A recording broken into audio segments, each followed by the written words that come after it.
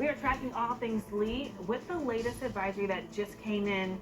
We're looking at now post-tropical cyclone Lee. Not much has changed with the advisory, still producing those hurricane force winds though.